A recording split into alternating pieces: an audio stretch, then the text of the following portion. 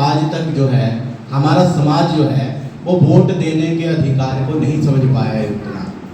इसीलिए जो भारत का निर्वाचन आयोग है वो हर साल लोगों में जन जागृति बढ़ाने के लिए कई प्रकार के कार्यक्रम चलाता है।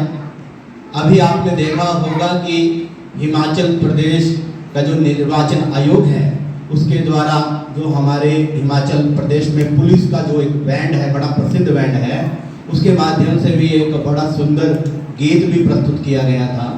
और भी जितने छोटे बड़े कलाकार हैं उनके माध्यम से लोगों को जागरूक किया जा रहा है कि लोग ज़्यादा से ज़्यादा अपने वोट का प्रयोग करें, क्योंकि एक यही अवसर होता है 5 वर्षों में, एक यही अवसर होता है जब हम सही का चुनाव कर सकते हैं।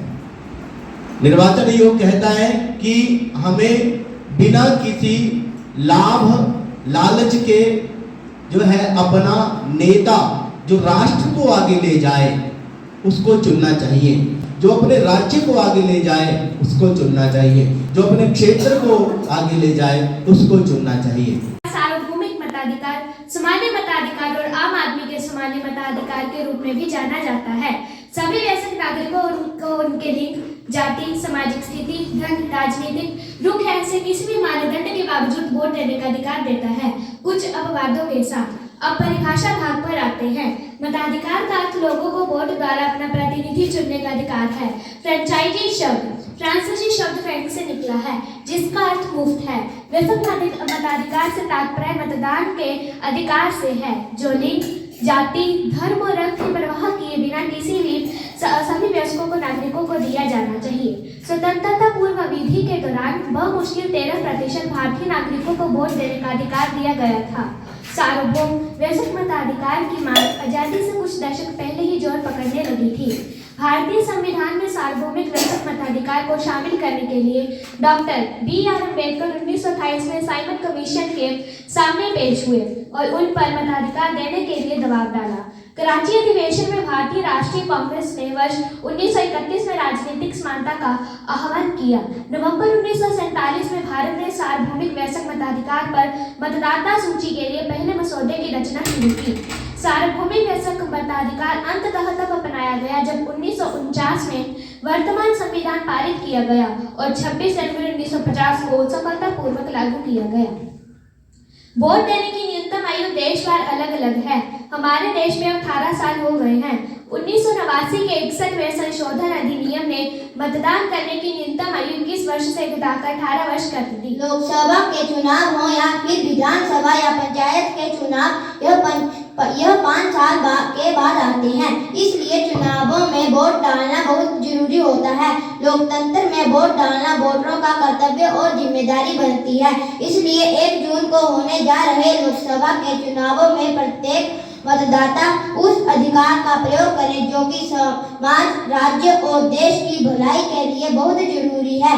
जितना ज्यादा मतदान होगा हमारा लोकतंत्र भी उतना ही ज्यादा मजबूत होगा, क्योंकि भारत एक लोकतांत्रिक देश है जहाँ पर चाहे केंद्र की सरकार हो चाहे किसी राज्य की, उसे चुनने का माध्यम एक वोट ही है। इसलिए इस देश में वोट की महत्ता बहुत ज्यादा है।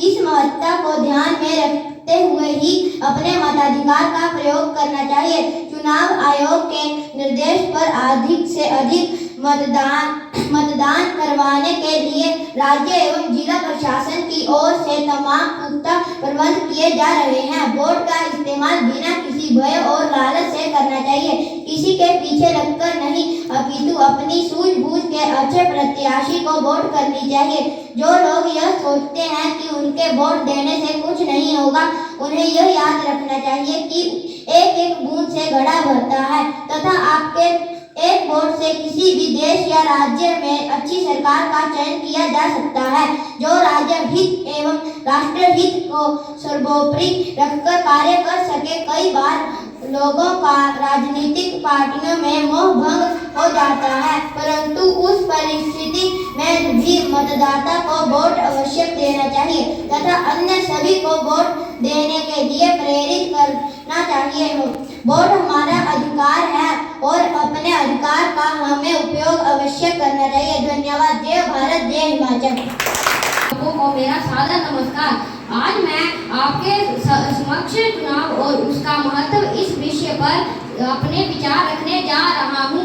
चुनाव वह प्रक्रिया है जिसके माध्यम से लोग अपनी राजनीतिक राय व्यक्त कर सकते हैं।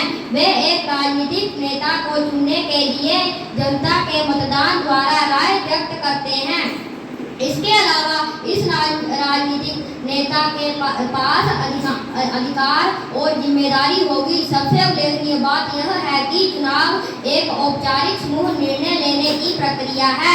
साथ ही चयनित राजनीतिक नेता सार्वजनिक पद संभालेंगे। चुनाव निश्चित रूप से लोकतंत्र का एक महत्वपूर्ण स्तंभ है। यह है क्योंकि चुनाव यह सुनिश्चित करता है कि सरकार लोगों के द्वारा और लोगों के लिए। चुनाव का महत्व।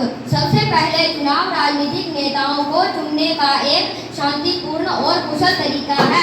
इसके अलावा किसी राष्ट्र के नागरिक अपना वोट डालकर एक नेता चुनते हैं। इस तरह नागरिक एक ऐसे व्यक्ति को चुनने में सक्षम होते हैं जिसके विचार उन्हें सबसे अधिक पसंद आते हैं। इसीलिए लोग राजनीतिक नेतृत्व में अपनी इच्छा का प्रयोग करने में सक्षम हैं।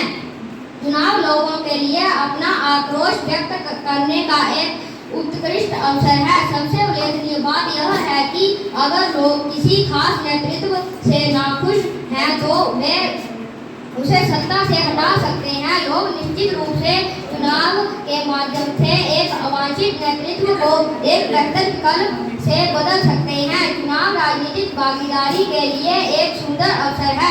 इसके अलावा यह एक ऐसा तरीका है जिससे नए मुद्दों को जनता के सामने उठाया जा सकता है। अधिकांश लोकतांत्रिक देशों में आम नागरिकों को स्वतंत्र रूप से चुनाव लड़ने की अनुमति है। नतीजतन एक नागरिक सुधार ला सकता है जो किसी भी राजनीतिक दल को एजेंडा नहीं है।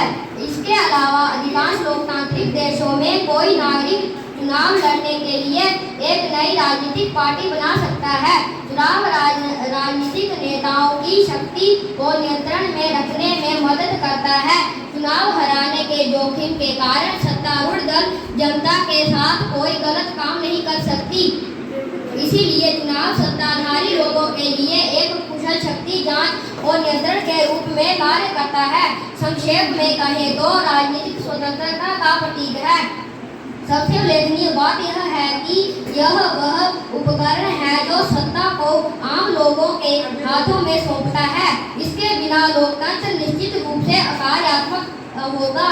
लोगों को चुनाव के महत्व को समझना चाहिए और बड़ी संख्या में मतदान करने के लिए आना चाहिए। धन्यवाद। जय भारत, जय हिमाचल। पूरी दुनिया को ये मिसाल है, मेरे भारत का संविधान है। लोकतंत्र का सबसे बड़ा त्योहार है। नए भारत का ये सुविचार है। मान है, सम्मान है, अभिमान है, मतदाता मेरे देश का स्वाभिमान है।